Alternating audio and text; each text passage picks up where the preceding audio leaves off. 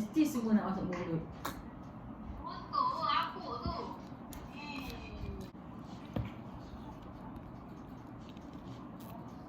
Ni apa ke? Nak pegang ni. Pandaikan ke apa tadi? Ayah ni budak pandaikan ke apa tadi? Okey. Habis.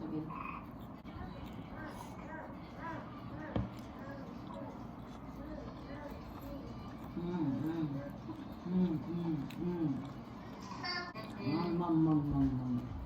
Tok Ibu.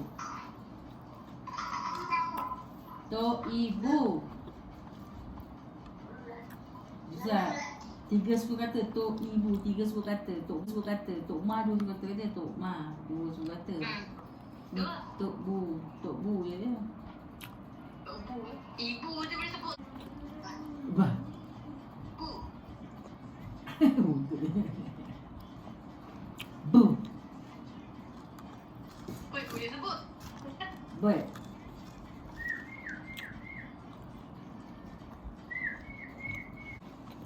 Jadi ganda.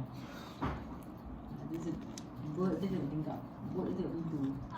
Bird. Belanda pun tak gembira sangat. Lori ada saya tengok.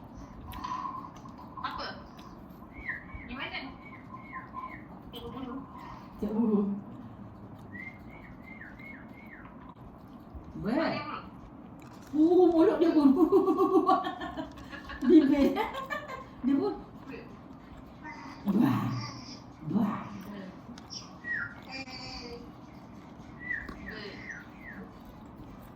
Bird.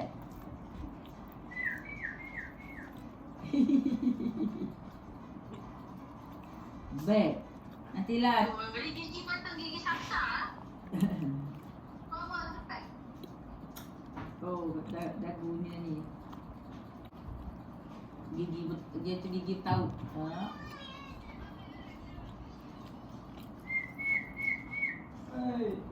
Bird. Dia begitu mulut dia. Gigi. Gigi merah. Apa lagi tak tengok lagi ni? Cantik.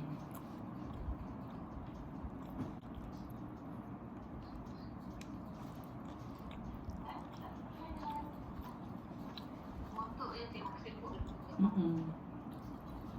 Oh, nampak gitar pula. Aduh. Siapa nak pakai gitar tu, Aida? Dia duduk bawah kapet dengan nampak pula yang cuba. Dia tunjuk kaki dia. Baik dia, terlepas kau tu. Terlepas tu korang. Ada kain tu.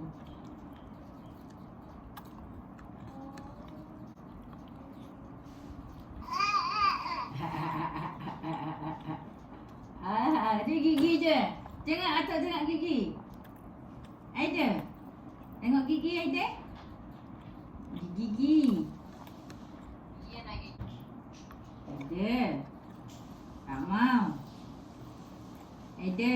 Tak mau. Itulah kalau apa kat kampung, rumah atuk-atuk semua terbalik, almari semua dah pusing ke belakang. Habis Betul lah.